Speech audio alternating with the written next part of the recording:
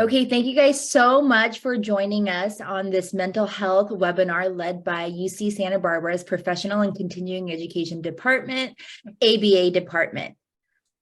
We are so excited to have Dr. Lindsay Gluglatch and Dr. Stephanie Joseph leading today's webinar. They have some amazing information to share with you guys, especially in terms of how to address mental health. How do you support your students, as well as how do you support yourself, whether you're a professor, lecturer, faculty, staff member, whatever your role is at UCSB. So I'm going to turn it over to Dr. Gluglatch and Joseph so that they can introduce themselves and share with us their amazing insight into addressing our mental health. Hi, welcome everyone. My name is Lindsay Gluglatch, and I'm going to be here today to talk about identifying and managing stressors in ourselves. I got my doctorate in special education at the University of Oregon, and I am currently still up in Oregon as a clinical supervisor at an applied behavior analysis center. Hi, everyone. I am Dr. Stephanie St. Joseph. I've met Lindsay during the special education doctoral program at the University of Oregon. I have a background as a school psychologist in a very large district of 54 schools in North Carolina. I am currently working as a clinical consultant for the May Institute, which is National Autism Center in Boston, Massachusetts. And mental health is one of my passions. Lindsay will tell you that. And I'm so excited to be a part of this and to be here. Thank you so much for having us. And before we get started, I do want to share with you guys, we have goodie bags that, we've prepared for you guys for attending today's webinar. So on Friday, if you guys can stop by Kerr Hall and stop by the PACE department, you guys are more than welcome to pick up your goodie bag for attending today's webinar. Okay, so today we're really going to be focusing on identifying and managing stressors and trauma for ourselves and also how to support our students. So the agenda today is first looking at identifying stress, managing stress, looking at acceptance and commitment therapy ACT strategies to use, and then we're going to move into the trauma piece, so more extreme stress or trauma.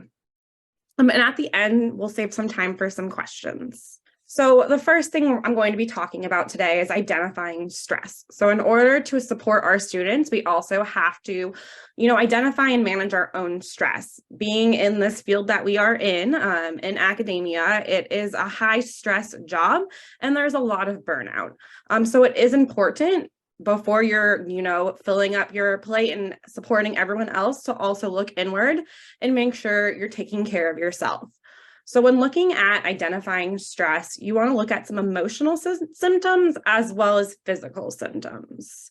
So some emotional symptoms of stress can be depression, anxiety, problems with cognitive functioning. So being unable to concentrate or learning can feel harder than usual. I know for me, I personally forget things more when I'm really dealing with a lot of stress. And it can also look like changes in behavior. So being more easily annoyed or agitated, maybe a little bit more angry, bitter, and frustrated than usual, or also becoming more reclusive and quiet. So just noticing maybe these minute changes in behaviors when you are experiencing a heightened level of stress. You can also really display physical symptoms of stress, and this could present in different ways based on you. So one way it can present is a lower energy levels or feeling really lethargic, just always feeling sleepy no matter how much sleep you're getting, even if you get a good night's sleep. It could also present in headaches, stomach pains or stomach aches, nausea, insomnia, or trouble sleeping. This one really resonates with me. I know my sleeping really gets disrupted. I have a hard time turning off my thoughts when I am feeling a lot of stress at night. You can also feel this by chest pains. Even getting sick more often is really a sign that your body is under stress. It could also present by shaking or sweating hands. So these are just some symptoms to recognize in yourself or for others to notice those stress symptoms. So identifying stressors. Stressors can be self-imposed. So it could be something, you're telling yourself. It could be pressures of getting publications, pressures of getting good feedback from students. Conflicts can also really indicate some stressors in your lives. Dealing with work conflict can really heighten that stress. Changes in your work environment, in your home environment, in your relationship environment, and also frustrations. So these are some different ways to identify types of stressors. And we all are going to react to stress in different ways. We're going to see this in the cognitive function, emotional function, physiological, and behavioral. So all of these impacts are going to really be displayed throughout these different domains. You also kind of want to think about these reflective practices. So how are we going to manage stressors? So here's a figure from Crane et al. 2019 article that really talks about self-reflective practices in terms of stress. So there could be a lot of situational focused stressors. And we really want to make sure we're using self-awareness within this process. So identifying triggers is a really good way of knowing, hey, most often these things might get to me. I know being late for me personally, that is going to heighten or trigger my anxiety or stress to go way up. And just also like reappraising that stress. Really, what is that value there? What is the salience of that value or that stressor in this time? So taking a really reflective practice within this is a really good way to kind of notice your resilience in dealing with these stressors. So the rest of the time, I'm going to kind of shift the focus of how to use ACT in terms of managing stressors. So acceptance and commitment therapy is an empirically psychological intervention that uses a both cognitive basis and behavioral basis. So really thinking about acceptance and mindfulness strategies, as well as committing to behavior change to increase psychological flexibility. So this main goal of psychological flexibility includes contacting the present moment fully, and based on the situation, changing or persisting in your behavior to the service of your chosen values. So it's really about, can we cope with this situation the best we can given the circumstances with being in this present moment and also reflecting within the values that are important to us. So here's what we call a hexaflex, and it has these 6 different domains. And if we're practicing these 6 different domains, the idea is we're going to display psychological flexibility, which is a really important way to manage and deal with some of these stressors for ourselves, and also giving some skills to our students that we're supporting or mentoring. So I'm going to go through each of these different domains, and we're going to practice using some of these domains and activities to help deal with some of the stressors that might pop up in everyday life. So the first one we're going to talk about is present moment. So being present. Really, this means being aware of how we're currently feeling physically and mentally. So oftentimes we're really thinking about the past or the future, and this is really about connecting with the present right now. And so this is really, connected with mindfulness. How can we be in the moment? How can we slow down those thoughts about the past and the future and really connect with the present? Okay, so our first activity that we're going to do all together to practice this being present in this moment is box breathing. So in this visual, we can see a box. So we're going to practice breathing together and just really focusing on using this visual and focusing on our breath to connect to this mindful moment. So I'm going to kind of use my mouse to kind of guide us along. So we're going to inhale for a count of 5. So everyone, we're going to inhale through our nose. Now we're going to hold that breath. Exhale it out through your mouth. Hold that breath. We're going to do this one more time. Inhale. Hold. Exhale. Hold. So that is a really good way to connect to the present and maybe stop focusing on those other thoughts that are usually flying by. Having this visual is really helpful in connecting our breath to something that we're seeing. And even just using your finger to guide along is a very helpful practice to try to connect to that present moment. So this is something you can do if, you're feeling a little bit out of control or want to ground back down, this is also something that's really helpful for students when they're, talking about their worries and, going a million hours per hour, just slowing them down and having them do this quick activity. Okay, so the next thing we're going to look at from this hexaflex is values. And so this is a process in which we explore and clarify the things that we hold personally meaningful. So really thinking about what's important to you, what's important that you put out into this world. And so everyone's values are going to be a little bit different. So this kind of breaks it up into some different domains. So looking at values within work and education, looking at values within your leisure activities in life, your relationships, and your personal growth and health. So I want everyone to take a second and think about a value that fits into each of these domains. And then we're going to place it on these bullseye of where we kind of think we are living fully by these values. So for example, some of the values I chose is for work and education. Some of my goals here are to mentor students with research projects. And so I'm going to kind of think about how am I living fully by this value? Maybe this value is important to me, but I am feeling so filled up with everything else. I might place myself on the outer edge of this bullseye. I'm not really sure I'm hitting my value there. My second value could be exercising 5 days a week and thinking about where you're going to put that. So lately I've been really good at exercising and getting that adrenaline and dopamine going. So I'm going to really put this at the more center of the bullseye because I feel like I am living towards that value. Value in your relationship could be spending quality time with your partner. And something that I value for my personal growth as health is just practicing daily gratitude. And so just taking a little bit of time to think about what are your values in each of these and how do you think you're living by these values? What actions are you doing to make sure you're hitting these values in your everyday life? So the next thing we're going to talk about in managing stressors is committed actions. And so this is the principle or process about goal setting. And it's the idea that these are long-term life goals, which are values-based. So thinking about those values that we created, now we need to kind of have that value turn into behavior, a committed action. How are you going to take steps to make sure that value is being displayed in our everyday life? And so here's an activity that you can try to do, looking at your values and then also breaking it down into short-term goals, medium goals, and long-term goals.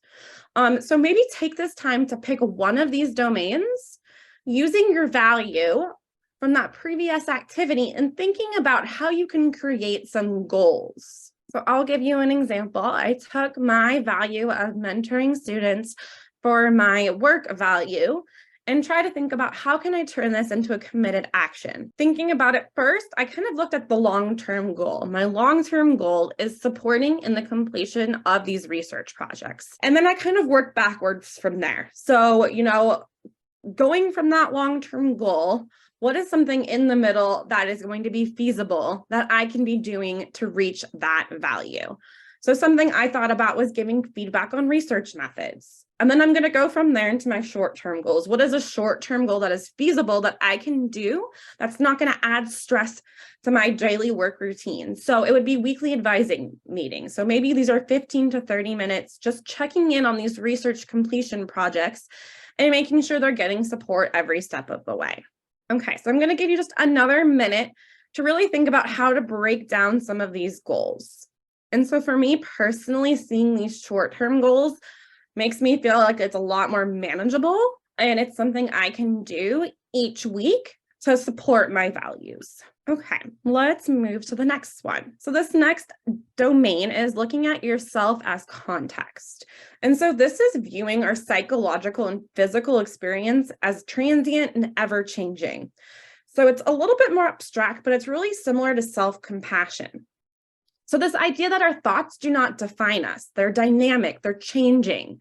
We are not our thoughts, they're separate from us. They're part of us, but they don't define us. And so this one is a little bit longer of an activity. So this one I'm going to ask you guys to do at home instead. But this is a really good exercise that walks you through some questions to ask yourself and some meditation practices to really think about yourself and your thoughts and that process in between both. The next one we're going to look at is diffusion. And so this is a mindfulness strategy that involves recognizing our psychological experiences objectively rather than perceiving them as threats or realities. So again, some of these experiences, maybe a fast heartbeat, sweating, it's something that we are experiencing objectively, and that's not what we are. So our feelings are simply feelings and not omens of impending doom. Thoughts are thoughts. They're probably not always true. They might not even be clever, or they might not be important. So this is a way of looking more, connecting our thoughts outside of our body. So recognizing sometimes our thoughts are just thoughts and they're not going to define the situation. So here are some examples of how you can use diffusion within your everyday self-talk, and also, give these strategies to some of your students. So remember, your thoughts are not facts. Perhaps I'm confusing a thought with a fact. Instead of thinking I'm never going to be happy, say to yourself, I'm having the thought that I'm never going to be happy. Right? So that simple reframing is a really good way to ground yourself of saying, this is a thought, it's not who I am. Instead of thinking I'm never going to be able to get all that work done, say to yourself, I'm having the thought I'm never going to be able to get all that work done. This is really just telling yourself this is a thought. It is not the truth. It is not your impending doom. If your mind is telling you a story, give it a name, give it a label. How would you call this story? Give it a title. Say, I'm thinking about this blank story again. So it could be, I'm thinking about, I'm never going to finish writing this chapter story again. There are so many other things happening. A couple other things you can really do with diffusion that, if you like to kind of be fun and silly with yourself, is using a silly voice and kind of just minimizing or lessening that impending self-talk that's usually pretty negative and kind of making it something a little bit more silly. So for example, one of my mentees that I'm working with, she often tells herself that, she is not smart enough to be where she is and she doesn't deserve where the position she's at. So something we had her try was okay, I want you to pick, a Minnie Mouse voice and say that thought in a Minnie Mouse voice 5 times. And by the time she said it the 5th time, she was laughing and she was able to disconnect herself from that thought. So diffusion is a really good strategy, and there's tons of different ways to be able to do this. The next domain is experiential acceptance. So this is creating space for emotions, impulses, and feelings that we might otherwise feel like we have to suppress or avoid. So this is often that experiential avoidance. So, pushing that box to the side and not really, addressing it. We're just going to move it in the corner and not think about it. It could even be not stepping into a situation where, you might have anxiety. So maybe, big social groups gives you a lot of anxiety. So you're not going to put yourself in a situation where you're going to those social events. And this allows us to avoid overinflating them or wasting too much energy on them so we can move on more easily. So here's kind of a nice visual of kind of how to combine everything together and practice acceptance. So on one end of the scale, you have escaping pain, and then the other you have chasing value. So everything here that we talked about is really interconnected. So the more we're avoiding, we might be escaping pain, but we're probably not acting in a way that aligns with those values and moving forward to those actions or those behaviors that reflect our values. So this is kind of like this dynamic skill, and it really does help to visualize it and put some of these things out there to really help you navigate this. And so it could be, I am supporting a student who is not meeting deadlines, and these deadlines need to get done. And, I'm going to have to give pretty constructive criticism here about you're not meeting your expectations. And that might be really hard and something I want to avoid. However, if my value is to mentor my student into being the best professional they can be, I'm going to have to act in a way that aligns with those values and is going to be uncomfortable, might even be a little bit painful for me at that time. However, I'm going to tell myself my value is to support this student to become the best professional they can be. So even though it might be uncomfortable and hurt in this moment, I'm not going to avoid this conversation. I need to have this conversation in order to align my behaviors with my values. So just kind of going through that self-talk is really important in helping you chase those values rather than going that avoidance route. The second part of this presentation is to talk about trauma, which is stress on a much more impactful scale. And so when we talk about trauma, we want to know what it is exactly. I think it's kind of the term du jour lately. It's we hear it all the time, but I'm not sure that everyone's always on the same page with their understanding of trauma. And we want to look at its impact on school functioning. And by school, I mean, it could be you as a staff member, it could be for your students. This is across different levels. And then we can look at it and through a variety of different lenses. If you would just put in the chat just a simple yes or no, do you think that the COVID-19 pandemic is trauma or has caused trauma? Severe disruption of healthy habits. Everything changed on a dime, and then nothing has changed or gone back to normal since then. And yeah, absolutely. How many deaths were caused, and how scared were we to even go back into restaurants or out grocery shopping again? It's something that I think that we all can relate to because it is collective trauma. It did impact all of us. There was so much fear of the unknown. I remember calling my dad up and being like, Dad, I've never experienced something like this before. And he said, neither have I. And I was like, but you're old. You've never experienced anything like this. And no, it's been so new for all of us and such definitely changed everything, how we did everything. And we had no way to navigate it. We just had to take it day by day and figure it out as we go. I was lucky to have a fantastic roommate during that time that I was able to kind of bounce ideas off with and get through it together. And I felt so badly for people who lived alone. How do you navigate that? So think about that in that experience when I talk about trauma, both that collective and personal experience. So trauma is the extreme or that chronic stress, everything that Lindsay said, but on a much more huge scale. And it overwhelms your ability to cope and results in feeling vulnerable, helpless, and afraid. When we think about COVID-19, I think we all absolutely felt those things. We felt vulnerable for our health, for our mental health. We were vulnerable. We were helpless. We couldn't do anything until the vaccines came out. And even then, there was still there was so much fear about what the vaccine would cause, what happens next type thing. Trauma can result from one event, like COVID, if you want to call it one event, or it can be a series of events. So it can be a relationship that has constant abuse, perhaps. And those events may be witnessed or experienced directly. And I think that's really important to remember. I think sometimes when we think about trauma, we think like that someone has to be like in the middle of it, but sometimes those on the outside are impacted as well. That experience is subjective, so we can judge that. We don't know what anyone else is dealing with. We don't know about past history or events that impact people and how they respond to things. But we do know that trauma really interferes with our ability to self-regulate, our ability to relate well with others, and our fundamental values that Lindsay was talking about ourselves, about our others, about our place in the world. And there's a little link down here about trauma in schools. And again, I know that we are higher ed here talking about academia, but I think a lot of these things are really still relevant and applicable to our experiences.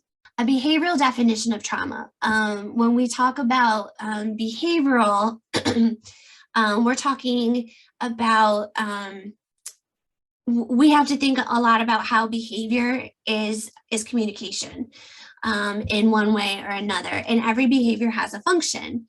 And so when we think about things that have happened, like abuse, neglect, or insecure attachment, these are all histories of things that resulted in something negative, an aversive stimulation, an unmet biological or safety need, or unpredictable schedules of reinforcement, which include a lot of aversives, which could be a variety of different things.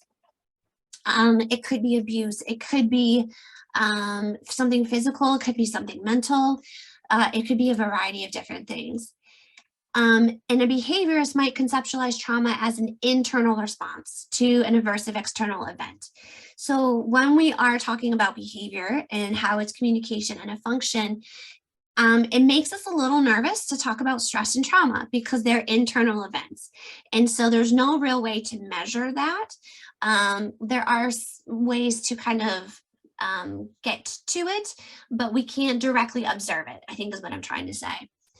And physiological and behavioral respondent and operant responses to traumatic events include increased heart rate, which is something that you can measure if you have the means and the funds. But behaviorally, it could be hypervigilance. It could be a lot of avoidant behavior, a lot of aggression. One thing I've always told Lindsay is that when I am stressed, that I become a hermit. And she talked about that in one of her slides, how that is a behavioral response to stress. And my becoming a hermit is a very significant avoidant behavior. I don't want to see people. I don't want to talk about things. I don't want to face things. And so I just avoid by hiding in my room. These are only some examples of some of the physiological behavioral responses that can result as a result of stress or trauma. And then trauma can also be stimulus equivalence or a generalization. So if you don't know about baby Albert, poor baby Albert was tortured, kind of. Ethics were different back then. So there was a study where baby Albert was exposed to a bunch of novel or new things. So things like a pigeon, a new toy, a new sound, that type of thing. But what the scientists that worked with baby Albert did is that when he saw the bird, they also made a very loud, aggressive noise. I think they were hitting like a lead pipe or something, and it made this very loud noise. So every time baby Albert saw the bird, he heard this noise and it would scare him and he would begin to cry, to the point that where even when he saw the bird and the noise was not there, he would begin to cry. So that is how he equated that bird with that loud noise that scared him and made him upset. And when we think about trauma, we have to think about that as well. Someone who has experienced trauma, like a significant aversive event, might see something that is equated with that may not make sense to us, but can still be very related to their trauma. And so their behavior may not make sense to us. We don't understand it. So when we think about antecedents, behavior consequences, the antecedent doesn't make sense, but trauma is much more of a setting event. A trauma-informed perspective is super important when we work with anyone. This can be colleagues, it can be family members, it can be friends, it can be students. It looks beyond the immediate function, like I was just saying. Trauma really impacts the brain and our learning center. It requires so many increased opportunities to learn new skills and unpair previously learned associations.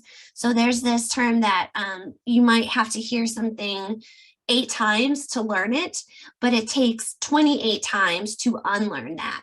And that's something to really remember when we're talking about trauma. As it may have been one event that caused the trauma, but it's going to take a lot of learning and practice in situations that will require unlearning. And traumas are highly non-preferred stimuli. So reinforcing the value of escape may cause those stimuli to mask or overshadow other stimuli in the environment. What I'm trying to say is trauma is complicated. It's not something we can see. It's not something we can observe. Those generalizations come. And so it's something that we really have to keep in mind for ourselves and for others. And hypervigilance may result in increased inappropriate stimulus to stimulus pairings, kind of like that baby Albert, when you think about he just, as soon as he saw the bird, he began to cry because he was associating that sound with being scared. And so I think he started to look for other birds and would become fearful of other birds because of that generalization. And that was a result of his trauma. We need to consider how trauma triggers might impact the efficacy of evidence-based interventions. So we know as educators that there are so many evidence-based practices and interventions that we should be doing, but trauma might impact how effective those things are. When we have someone who has trauma from being neglected, seclusion or planned ignoring is going to have very different responses. Someone who has a history of loss, they're removing items. It could be negative reinforcement, or it could be as a punishment, or transitions to new placements are going to have different reactions than we thought. So there's an example of students that were in juvenile detention centers. And you think about detention centers and how aversive those situations are, those environments are. And so there's a lot of screaming and yelling at the students to do something. And so when a student came back into a school, and I witnessed this personally, when that student came back into school, when it became gym time and the gym coach was shouting his directions to the class, that just took him right back to the detention center, and he had a traumatic response. He had a response related to his trauma that made no sense to the gym teacher at the time or those around him unless they knew his history. When we think about trauma in adults, we know that 70% of adults have experienced some type of traumatic event at least once in their lives. And if you're like me, you think about this and you think, what was my traumatic event? We also know that trauma means that you are 2 times more likely to develop depression and 3 times more likely to develop anxiety. So the stress that Lindsay was talking about, we all have stress and we all have anxiety, and we need it. We actually need it to survive. It is survival instinct. If you lived in a jungle and you saw a lion, you would experience stress and anxiety. And that was because your body's telling you, you need to run and save your life. And so we all need it, but it comes to a point where our stress and our anxiety becomes unmanageable and has these very negative responses. And so that is something to think about. When you're 2 times more likely to develop depression or anxiety, that means that you're not managing it to an appropriate level. And if 70% of adults have experienced trauma, and that leads to 2 times more depression and 3 times more anxiety, think about the impact of that. Think about how widespread that occurs. Which is why you never, I just keep repeating, you never know what someone else is dealing with. And that's really important to remember. Trauma can stem from a variety of things like COVID-19, child abuse or neglect, war and other forms of violence. Medical interventions can have a lot of traumatic results. Obviously abuse, grief and loss, natural disasters and accidents, or even witnessing acts of violence. Culture, intergenerational, historical drama. It can occur from bullying. It can be so many different things. And the symptoms of trauma are going to align really well with what Lindsay was talking about with the stress. We have the somatic complaints, headaches, backaches, stomach aches. I know that the more stressed I become, the worse my stomach acts up on me. And so I know if my stomach's really upset, that's a sign for me to stop and think about what is happening. When we think about trauma, it's more chronic. It's not just maybe a one-time event. It's something much more chronic. It can result in sudden sweating or heart palpitations, changes in sleep patterns and appetite, being easily started, more susceptible to illness. These are all things that Lindsay talked about earlier. Outbursts of anger, emotional swings, difficulty finding trust, a lot of self-blame, guilt, and shame. When Lindsay was talking about those negative thoughts, those are a lot of thoughts that tend to, we feel guilty or we feel shame for something. And that's why it's really important to stop and think, how true is this thought? Where is this thought coming from? And so to kind of alleviate that guilt and shame. And then mostly what we see is a lot of diminished interest in everyday activities. When you have trauma, when you have stress, you tend to want to avoid it. And in order to avoid it, you kind of have to pull back on those everyday activities that you are a part of. So when we think about trauma-informed care or compassionate care, this is how we respond to those around us that have trauma. And there's 4 R's of trauma-informed care. The first one is realize, which is realize the widespread impact of trauma and understand the potential paths for recovery.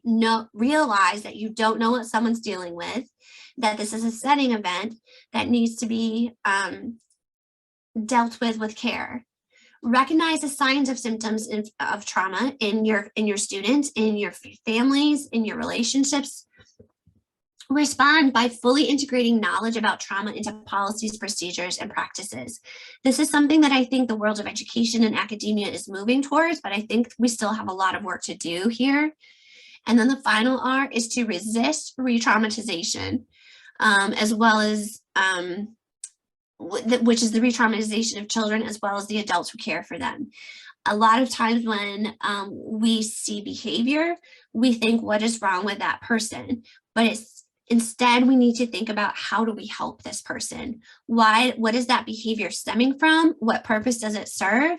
And how do I get a different reaction out of this person that I'm dealing with or working with, so that I'm not continuing the trauma. I'm not continuing the stress. I'm helping them and teaching, helping them get through it and learning them that they can get through it. And so trauma-informed care has 6 core principles. And the first and foremost is safety. When we talk about Maslow's hierarchy of needs, that first one is having your basic needs met, and that is safety. Letting someone know that they are in a safe place, that they can behave and still be loved, that they are still valued as a person, having that trustworthiness and transparency.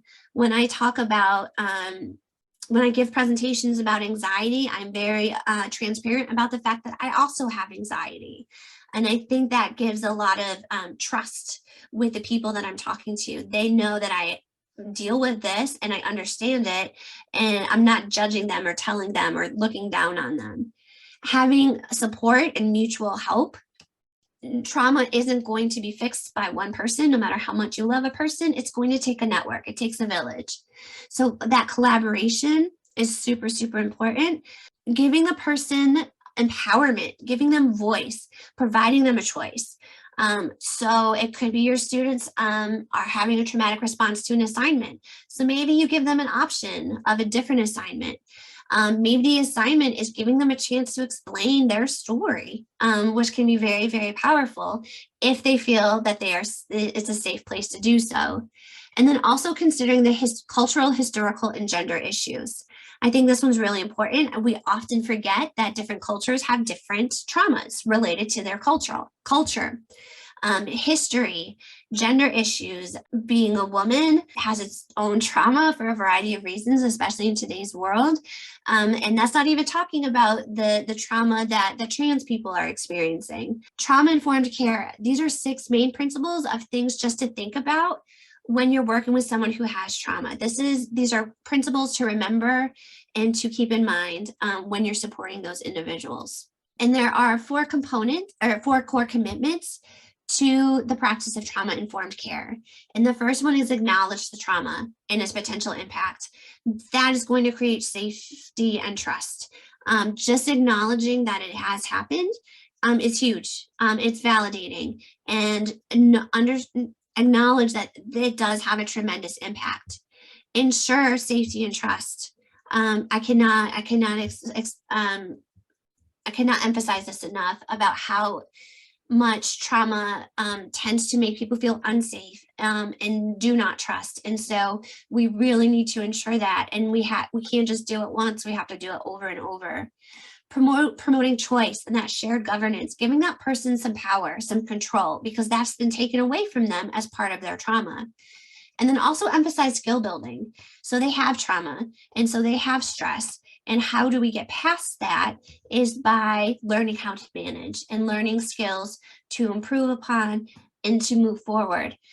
And emphasizing that skill building, it's not just about what we need them to do in school or academia, it's how to get them to survive in the world overall. how to relate with others, how to be in environments that are uncomfortable, but showing them that they can do it. In sum, we wanted to talk to you about stress and trauma because it's something that impacts all of us. I brought up COVID-19 because it is a trauma that we have all experienced, just like we all experience stress. And I just think it's really important to think about all of these things when we're working with others. It can be our students, it can be our relationships, personal, professional, whatever. And so since I did that a little quicker than I anticipated, we have plenty of time for questions. It can be for myself, it can be for Lindsay. And by us, I mean Lindsay, put her on the spot. I'm just kidding. Thank you so much, Dr. Joseph and Dr. Glugach. I guess one question I have is, how do you, the people here are, lecturers, professors, staff members, and if they're working with, UCSB students, how can they kind of help UCSB students also cope with trauma or stress? Do you guys have any suggestions or insight? I would say that one of those components about that safety and ensuring trust is just providing opportunities for your students to come and speak with you, to share their experiences. Let them know that you are available and that you understand that there are always extenuating circumstances and that you're willing to listen to them. Also know what resources and supports that UCSB has in place to support students or anyone that has trauma or severe chronic stress. Awesome. And we got a question in terms, one of our participants asked, can you refer us to sites for guidelines to set those boundaries? I cannot think of any off the top of my head, but I can research some and then send them your way for sure. I know where to look at least. Yeah, I can't think of anything off the top of my head. I think, setting those boundaries, something I like to communicate like in my syllabi or that first week kind of one setting up those expectations is, life happens. I understand, circumstances might come up. The more communicative you are in the beginning of when you're starting to feel these things, the easier it is for me to work with you and kind of just like setting up those expectations of, there are due dates, there are consequences, but if you could communicate with me ahead of time of, this due date is not going to work. I'm telling you in advance, can we do something together? So I really try to stress that communication piece in the very beginning when setting up those expectations that first week. So they do feel safe and supported, but they also know there are boundaries to be held. You can't, just miss everything with no communication. One thing I like the idea of too is when I've taught classes is providing choice. And that was something I mentioned before, especially about assignments, big assignments. I personally know that public speaking is very difficult for me and causes anxiety. And so instead of maybe having to present in front of the entire class, providing the choice to present just to me or have a pre-recorded presentation, those type of choices and boundaries, I think are super, super appreciated by the students I've worked with. And then we will be sure to share with you guys the PowerPoint slides. So after this, I will email all of the participants the PowerPoint slides. And again, don't forget to pick up your free swag on Friday. Thank you guys so much for participating. And if you guys can make our very last webinar next week, that would be great. Next week will be a collective webinar with both UCSB faculty and staff, as well as UCSB students. And it's going to be kind of a roundtable for how can we work together as a community, because again, we have to all work together to really help one another overcome some of these stress and anxiety and trauma that we all encounter on a day-to-day basis. Thank you guys so much.